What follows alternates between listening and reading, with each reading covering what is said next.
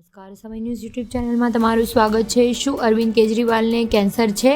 આપે કર્યું ચોંકાવનારું ટ્વીટ। દિલ્હીમાં મુખ્યમંત્રી અરવિંદ કેજરીવાલે સુપ્રીમ કોર્ટની નવી અરજી દાખલ કરી છે। ત્યારે અરજીમાં તેણે વચગાળાના જામીનને વધુ 7 દિવસ માંગણી કરી છે અને આ લંબાવવાનું કહ્યું છે। આ દરમિયાન આમ આદમી પાર્ટીના અરવિંદ કેજરીવાલને લઈને મોટો દાવો કરવામાં આવ્યો છે।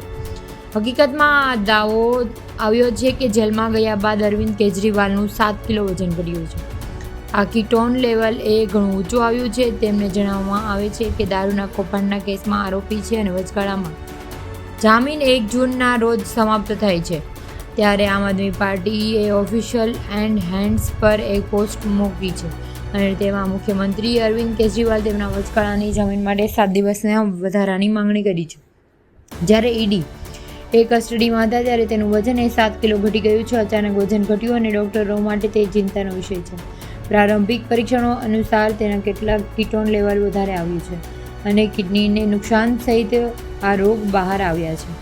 તમને એ પણ જણાવી દઈએ કે આ શું કેન્સરની અસર હોઈ શકે તેવું જાણવામાં આવ્યું નથી। તમને જો અમારો આ વિડીયો પસંદ આવ્યો હોય તો સબસ્ક્રાઈબ કરો।